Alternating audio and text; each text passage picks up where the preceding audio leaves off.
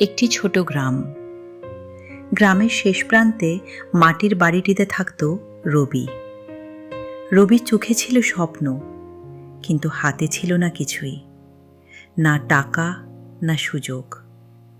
প্রতিদিন সে সূর্য ওঠার আগেই উঠে পড়ত, মায়ের জন্য জল আনত, তারপর পুরনো বইটা হাতে নিয়ে বসে পড়ত আম গাছটার নিচে।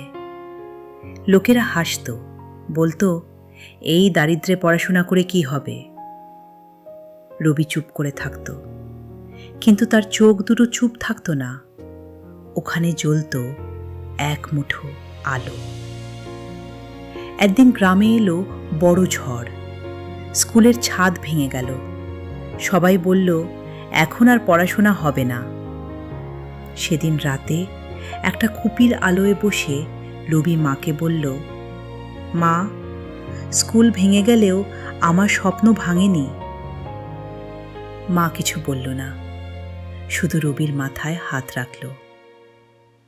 বছর কেটে গেল। আজ সেই রবি শহরের বড় স্কুলের শিক্ষক।